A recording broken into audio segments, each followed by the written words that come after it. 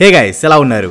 Aliens కొంతమంది ఉన్నాయి అంటారు, కొంతమంది లేవు అంటారు, మరికొంతమంది అయితే ఇవన్నీ టైం వేస్ట్ అవ్వరాలు బ్రో అని అంటారు. మీరేమనుకుంటున్నారు కింద కామెంట్ చేయండి. ఏలియన్స్ గురించి మనం ఎన్నో థియరీస్ మరియు మిస్టరీస్ చూస్తూనే ఉన్నాం. ఒకవేళ ఈ మిస్టరీస్ అన్ని నిజమయ్యి 2025లో ఏలియన్స్ మనతో కాంటాక్ట్ అయితే నేను నమ్మను. జస్ట్ మన వీడియో కోసం అనుకో బ్రో, అనుకున్నారు కదా. ఇన్ కేస్ అదే నిజమైతే అసలు ఏం జరుగుతుంది? ఇన్ఫ్యాక్ట్ ఇంకో ఇంట్రెస్టింగ్ విషయం ఏంటంటే, బల్గేరియాకి చెందిన బాబా వంగా బామ ఉంది కదా, 2025లో గ్రహాంతర జీవులు, అదే మన ఏలియన్స్ ఎర్త్ మీదకి వస్తాయి, అది కూడా అనుకోని పరిస్థితుల్లో అని జోషన్ చెప్పింది. ఇదే కాకుండా NASA chief scientist Ellen Stofan 2015లో ఏమన్నారో చూడండి.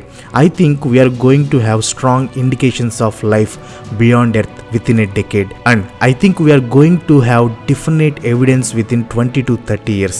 ఒకవేళ ఈ ప్రిడిక్షన్ అండ్ స్టేట్మెంట్స్ నిజమయ్యి ఏలియన్స్ భూమి మీదకి వస్తే ఏం జరుగుతుంది? అవన్నీ రోబో మూవీలో ఫస్ట్ పార్ట్లో చిట్టీలాగా రెడ్ చిప్తో డిస్ట్రక్టివ్ మోడ్లో వస్తే మనం వాటిని ఎదుర్కోగలమా? Let's find out. In case aliens వస్తే అవుటర్ స్పేస్ నుండే రావాలి కాబట్టి మనకి ఎక్స్ట్రా టెరెస్ట్రియల్ సిగ్నల్స్ డిటెక్ట్ అవుతాయి. Search for extraterrestrial intelligence SETI అనే ఆర్గనైజేషన్ వీటిని డిటెక్ట్ చేస్తుంది. ఈ సంస్థ అవుటర్ స్పేస్ నుండి సిగ్నల్స్ లేదా సౌండ్స్ ఎప్పుడెప్పుడు వస్తాయా అని కళ్ళు కాయలు కాచేలాగా స్కానింగ్ ఆపరేషన్స్ కండక్ట్ చేస్తూ ఉంటుంది. ఒకసారి ఏదైనా సిగ్నల్ని ఫైండ్ చేయగానే ఈ సిగ్నల్ ఏలియన్ సోర్స్ నుంచి వచ్చిందో కాదో అని క్రాస్ చెక్ చేస్తారు. ఇది ఎలా అంటే, లభించిన సిగ్నల్ని స్పేస్లో ఉండే మిగతా సిగ్నల్స్ ఆర్ సౌండ్స్తో కంపేర్ చేస్తారు. ఇది ఏలియన్ సోర్స్ నుండి వచ్చిన సిగ్నలే అయితే నెక్స్ట్ చేసే పని ఈ సిటీ సైంటిఫిక్ రీసెర్చ్ కమ్యూనిటీస్కి, వరల్డ్ గవర్నమెంట్స్కి నోటిఫికేషన్ పంపుతుంది. హై అవుటర్ స్పేస్ క్యాపబిలిటీస్ ఉండటంతో ముందుగా నోటిఫై చేయబడే కంట్రీస్ వచ్చేసి America, Russia and China. Initial information వచ్చిన తర్వాత మోస్ట్లీ ఈ గవర్నమెంట్స్ అన్ని ఈ ఇన్ఫర్మేషన్ని సీక్రెట్గా ఉంచడానికి ట్రై చేస్తాయి. ఎందుకంటే ఏలియన్స్ నిజంగా వచ్చాయని పబ్లిక్కి తెలిస్తే ఇది చాలా గందరగోళాన్ని సృష్టిస్తుంది. బట్ నిజంగా ఏలియన్స్ భారీ మొత్తంలో మన భూమి మీదకి వస్తే ఏ గవర్నమెంట్ కూడా ఈ న్యూస్ని ఎక్కువసేపు హైడ్ చేయలేదు. వన్స్ ఏలియన్ బాబాయిలు ల్యాండ్ అయిన తర్వాత ఏలియన్స్ని కాంటాక్ట్ అవడానికి మన సైంటిస్టులు బాగా ట్రై చేస్తారు. రిటర్న్లో రెస్పాన్స్ రావచ్చు, రాకపోవచ్చు. బట్ మన సైంటిస్టులకి మాత్రం కొన్ని క్వశ్చన్స్ రైజ్ అవుతాయి. అసలు ఈ ఏలియన్స్ ఏ ఉద్దేశంతో భూమి మీదకి వచ్చే ఛాన్స్ ఉంది? భూమిని అటాక్ చేసి రిసోర్సెస్ తీసుకెళ్లడానికా, లేదా మన హ్యూమన్స్తో ఒక ఫ్రెండ్లీ రిలేషన్షిప్ ఏర్పరచుకోవడానికా? ఇలాంటి డౌట్స్ ఎన్నో రైజ్ అవుతాయి. ఇంకోటి ఏంటంటే, భూమి మీదకి వచ్చిన ఏలియన్స్ ఏ ఆకారంలో అయినా ఉండొచ్చు. డిఫరెంట్ ఫిజికల్ ఫీచర్స్ తో మన మనుషుల్లాగే ఉండొచ్చు, లేదా ఇప్పటి వరకు మనం ఎప్పుడు చూడని విధంగా ఉండొచ్చు. ఇవి ఎవాల్వ్ అయిన ప్లానెట్ కండిషన్స్ ని బట్టి అసలు మనం ఊహించలేని విధంగా కూడా ఉండొచ్చు. ఇంకో ఎజంప్షన్ ఏంటంటే, ఏలియన్స్ అసలు మనలా ఆర్గానిజమ్సే కాకపోవచ్చు, హైలీ డెవలప్డ్ ఆర్టిఫిషియల్ ఇంటెలిజెన్స్ జీవులు అవ్వచ్చు. ఎందుకంటే ఒకవేళ ఏలియన్స్ మన భూమి మీదకి వచ్చాయంటే ఎంతో advanced space travel machinery, high brain power and efforts ఉన్నాయి అని అర్థం. ఇది ప్రాక్టికల్గా చూసుకుంటే ఏఐ లెవెల్ టెక్నాలజీకే సాధ్యం. ఆర్టిఫిషియల్ ఇంటెలిజెన్స్ అంటే మనం ఇప్పుడు ఫోన్లో వాడే చాట్ జీపీటీ, మిగతా బాట్స్ వంటి ఏఐ కాదు. నేను చెప్పే లెవెల్ ఏఐ మన దగ్గర ఇంకా డెవలప్ అవ్వలేదు. మేబీ ఫ్యూచర్లో అవ్వచ్చేమో. కానీ ఒకవేళ ఏలియన్స్ నిజంగా ఆర్టిఫిషియల్ ఇంటెలిజెన్స్ బేస్డ్ అయితే వీటికి మనలా ఆర్గానిక్ లిమిటేషన్స్ అంటే ఆక్సిజన్, ఫుడ్, వాటర్ వంటివి ఏమీ ఉపయోగపడకపోవచ్చు. అదే కాకుండా వీటికి ప్లానెట్లో పర్ఫెక్ట్ లివింగ్ కండిషన్స్ ఉన్నాయా లేదా అనే చింత కూడా అక్కర్లేదు. ఏ ప్లానెట్కైనా వెళ్ళి అక్కడ వాటికి కావలసిన పని పూర్తి చేసుకుని మరో ప్లానెట్కి వెళ్ళగలవు. అసలు ఈ డిస్కషన్ కంటే ముందు ఏలియన్స్ వేరే ప్లానెట్స్కి ఎలా ట్రావెల్ చేయగలవు? ఒకటి, ఇప్పటి వరకు మనం ఎప్పుడు ఏలియన్స్ని కాంటాక్ట్ అవ్వలేదు కాబట్టి ఏం అజ్యూమ్ చేసుకోవచ్చు అంటే, ఈ alien civilisation warp drive technology ద్వారా స్పేస్ లో ట్రావెల్ చేసే ఛాన్స్ ఉంది. ఈ వార్ప్ డ్రైవ్ టెక్నాలజీ గురించి షార్ట్ గా చెప్పాలంటే, ఇది ఒక fictional superluminal spacecraft propulsion system. అంటే ఈ టెక్నాలజీలో ఏంటంటే, స్పేస్ క్రాఫ్ట్ లైట్ స్పీడ్ కంటే వేగంగా ట్రావెల్ చేస్తే స్పేస్ లో డిఫరెంట్ గెలాక్సీస్ కి రీచ్ అవ్వగలవు. ఫర్ ఎగ్జాంపుల్ ఇది మీరు సైన్స్ ఫిక్షన్ మూవీస్లో చూసే ఉంటారు. లైక్ మార్వెల్, DC మూవీస్లో స్పేస్ క్రాఫ్ట్ ఎక్కగానే ఒక గెలాక్సీ నుంచి ఇంకో గెలాక్సీకి అలా టప్పని వెళ్ళిపోతారు. సో ఆ టైప్లో అనమాట. ఒకవేళ భూమి మీదకి వచ్చిన ఏలియన్స్ భూమిని అటాక్ చేయాలి అనే ఉద్దేశంతో వస్తే ఏం జరగచ్చు ఇప్పుడు చూద్దాం. ముందుగా ఏలియన్స్ మన ఎర్త్ని ఎందుకు అటాక్ చేయొచ్చు అనడానికి రీజన్స్ ఏమవచ్చు అంటే, బేసిక్గా మన ఎర్త్ చాలా రిచ్ ప్లానెట్. ఎన్నో రిసోర్సెస్ లైక్ మినరల్స్ నుంచి ఫాజిల్ ఫ్యూయల్స్ వరకు, ముఖ్యంగా వాటర్, వీటి కోసం అటాక్ చేసే ఛాన్స్ ఉంది. ఇవన్నీ కాకుండా ఏలియన్స్ బాగా అడ్వాన్స్డ్ క్రియేచర్స్ అవటంతో తమ ఎంపైర్ని ఎక్స్పాండ్ చేయడానికి రావచ్చు.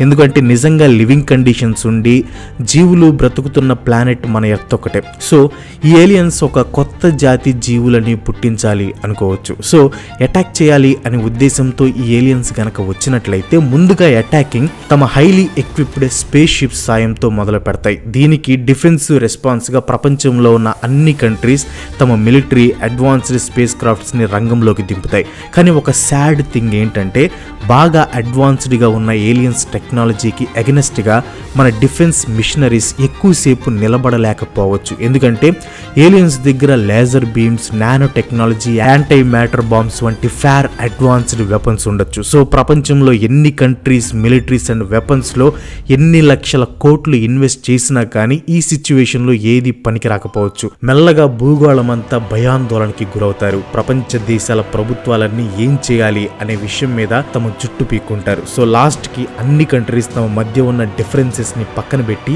ఈ ఏలియన్స్కి అగెనిస్ట్గా ఫైట్ చేయడానికి ఒకటవుతారు. వీలైనంత వరకు అల్టిమేట్ అండ్ మోస్ట్ డిస్ట్రక్టబుల్ అయిన న్యూక్లియర్ వెపన్స్ని అవాయిడ్ చేయడానికే ప్రయత్నిస్తారు. ఎందుకంటే ఈ న్యూక్లియర్ వెపన్స్ యూజ్ చేయడం అన్నది భూమి మీద ఉన్న అన్ని జీవులకి చాలా ప్రమాదకరం. హిరోషిమా అండ్ నాగసాకి మీద ఉపయోగించిన బాంబ్స్ కంటే ఇప్పుడు ఇంకా powerful and dangerous nuclear bombs ఉన్నాయి. ఇవి కానీ యూజ్ చేశారంటే అది రివర్స్లో మనకే డ్యామేజ్ అవుతుంది. కానీ మన కిమ్మావకి కోపం వస్తే సరదాగా ఏలియన్స్ మీద ఒక 4 న్యూక్లియర్ బాంబులు వదులుతాడు ఏమావా. తర్వాత ఈ ఏలియన్స్ మన కీ ఇన్ఫ్రాస్ట్రక్చర్ని అటాక్ చేయొచ్చు. అంటే కేవలం బిల్డింగ్స్ అండ్ ప్రజలనే కాదు, ఇంపార్టెంట్ సెక్టార్స్ అయిన military basis, power grid systems, transport systems వంటి కీ సెక్టార్స్ మీద అటాక్ చేయొచ్చు. ఈ ఇంపాక్ట్ ఎలా ఉంటుందంటే, కొన్ని గంటల్లోనే భూగోళం అంతా చీకటితో నిండిపోతుంది. ముఖ్యంగా కమ్యూనికేషన్ సిస్టమ్ పూర్తిగా డిస్ట్రాయ్ అయిపోతాయి. మనిషి పోరాడే ఎబిలిటీ మెల్లగా ఎఫెక్ట్ అవటం స్టార్ట్ అవుతుంది. తర్వాత జరిగే కాన్సిక్వెన్సెస్ ఏంటంటే, వరల్డ్ లీడర్స్ ఏలియన్స్తో డిస్కషన్స్కి ఎంత ప్రయత్నించినా ఉపయోగం ఉండకపోవచ్చు. ఈ డిస్ట్రక్షన్ ఇదే లెవెల్లో కంటిన్యూ అయితే కామన్ పీపుల్ మేజర్ సిటీస్ని ఖాళీ చేయాల్సి వస్తుంది. తమని తాము కాపాడుకోవటానికి మారుమూల ప్రాంతాలకి తట్టా బుట్టా సర్దుకొని వెళ్ళాలి. కామన్ పీపుల్ సర్వైవ్ అవ్వటానికి తమ ప్రయత్నాలు తాము చేస్తుండగా ఈలోపు సైంటిస్టులు దొరికిన కొన్ని ఏలియన్ ఎక్విప్మెంట్స్ని రివర్స్ ఇంజనీరింగ్ ద్వారా ఎగ్జామిన్ చేసి ఏదైనా క్లూ కోసం వెతుకుతారు. ఫర్ ఎగ్జాంపుల్, ఒకవేళ ఈ ఏలియన్స్ బయోలాజికల్ వెపన్స్ ఏమైనా యూజ్ చేస్తే సైంటిస్టులు వీటికి వ్యాక్సిన్స్ తయారు చేయడానికి, ప్రివెంటివ్ మెజర్స్ కోసం, ట్రీట్మెంట్ కోసం తంటలు పడతారు. కొన్ని రోజులకి మన ప్రపంచంలో ఉన్న అన్ని మిలిటరీ బేసిస్ ధ్వంసమైపోతాయి. Important locations, for example air bases, naval harbours దారుణంగా డిస్ట్రాయ్ అయిపోయి ఉంటాయి. ఇంకా లాస్ట్కి ఏ పరిస్థితి ఏర్పడుతుందంటే, కామన్ పీపుల్ తమని తాము కాపాడుకోవటానికి ఏలియన్స్తో యుద్ధానికి దిగాల్సి వస్తుంది. అందులో నేను, ఈ వీడియో చూస్తున్న మీరు కూడా ఉండొచ్చు. ఇలా కొన్ని రోజులకి మన సిచ్యువేషన్ ఎలా అయిపోవచ్చు అంటే, గవర్నమెంట్స్ పూర్తిగా డిస్ట్రాయ్ అయిపోయి సొసైటీ అల్లకల్లోలం అయిపోయాక ఏలియన్స్ తమ అటాక్ ప్లాన్లో నెక్స్ట్ ఫేజ్ని ఇంప్లిమెంట్ చేయొచ్చు. ఇదే భూమిని, మనల్ని మాడిఫై చేయటం. ఇది ఎన్నో విధానాల్లో చేయొచ్చు. ముందుగా మన భూమి యొక్క అట్మాస్ఫియర్ని ఏలియన్స్ యొక్క అవసరాలకి తగ్గట్టు మార్చుకునే అవకాశం ఉంది. ఇందులో నానో బాట్స్ సాయంతో ఎన్నో రకాల గ్యాసెస్ని అట్మాస్ఫియర్లోకి రిలీజ్ చేయొచ్చు. For example methane, carbon dioxide, ammonia వంటి టాక్సిక్ గ్యాసెస్ కూడా ఉండొచ్చు. ఈ అట్మాస్ఫియరిక్ చేంజెస్ అన్నవి స్లోగా మనుషుల్ని, ఈ భూమి మీద ఉన్న మిగతా ప్రాణుల్ని హతమారుస్తుంది. కానీ దీని ముందు ఏలియన్స్ మన ప్లానెట్ని జియో ఇంజనీరింగ్ చేయొచ్చు. జియో ఇంజనీరింగ్ అంటే మన ఎర్త్ యొక్క జియోగ్రాఫికల్ ఫీచర్స్ని ఆల్టర్ చేయొచ్చు. ఫర్ ఎగ్జాంపుల్ ఆర్బిటాల్ మిర్రర్స్ వాడి సూర్యుడి డైరెక్షన్ని మార్చడం. ఇది మన భూమి యొక్క ఉష్ణోగ్రతపై భారీ ప్రభావం చూపిస్తుంది. అయితే మరీ వేడిగా లేదా మరీ చల్లగా మార్చేస్తుంది. ఈ చేంజెస్ హ్యూమన్ ఎగ్జిస్టెన్స్కి చాలా డేంజరస్.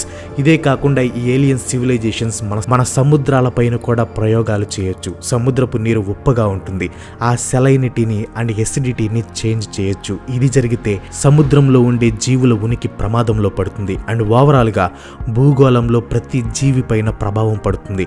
ఈ ఏలియన్స్ మరీ ఓవర్ డిస్ట్రక్టివ్ అయితే ఇన్యాక్టివ్గా ఉన్న అగ్ని పర్వతాలను ట్రిగ్గర్ చేయటం, ఎర్త్ క్వేక్ సృష్టించడం లాంటి చిలిపి పనులు కూడా చేయొచ్చు. ఇది ముఖ్యంగా ఎర్త్ని తమకి కావలసినట్టు మాడిఫై చేసుకోవడానికి లేదా రిసోర్సెస్ని ఈజీగా యాక్సెస్ చేయడానికి అవ్వచ్చు. మీరు నార్మల్గా ఎర్త్ ఎవల్యూషన్ గురించి చూసినట్లయితే ఇనిషియల్గా ఎర్త్ ఇలానే ఫామ్ అయింది. వాల్కనిక్ ఎరప్షన్స్ మరియు ఎర్త్ క్వేక్స్ వల్ల ఎర్త్ సర్ఫేస్లో కలిగిన చేంజెస్ ఈవెన్చువల్గా ఇప్పుడు ఉన్న ఎర్త్ జాగ్రఫీని ఇంపాక్ట్ చేశాయి. కొన్ని రోజులు లేదా నెలకి ఏలియన్స్ మనల్ని కంప్లీట్గా డామినేట్ చేస్తాయి. మన గవర్నమెంట్, సొసైటీ ఏమీ మిగలవు. కానీ అప్పటికి ఎన్నో కోట్ల మంది మనుషులు, జీవరాశులు భూమి మీద తిరుగుతూనే ఉండొచ్చు. కానీ కాలక్రమేణా ఈ జీవులు కూడా అంతరించిపోతాయి అనుకోండి. కానీ ఏలియన్స్ క్యాప్చర్ చేసిన కొన్ని యానిమల్స్ అండ్ మిగతా ప్రాణులపైన ఎక్స్పెరిమెంట్స్, డిఎన్ఏ హార్వెస్టింగ్ వంటి ప్రొసీజర్స్ కండక్ట్ చేసే ఛాన్స్ ఉంది. మన ఆర్గాన్స్, బ్రెయిన్స్ మీద, మన మెంటల్ అండ్ ఫిజికల్ క్యాపబిలిటీస్ మీద స్టడీస్ నిర్వహించబడతాయి. ఒకవేళ ఇదంతా కాకపోతే కొన్ని రోజుల్లోనే మనల్ని ముగించేయొచ్చు. భూమిని స్పేస్లో మిగతా ప్లానెట్స్ లాగా ఒక ఫ్లోటింగ్ రాక్గా మార్చేయొచ్చు. అసలు ఇవన్నీ కాదు, ఏలియన్స్ మనల్ని అటాక్ చేయడానికి రాలేదు అనుకోండి.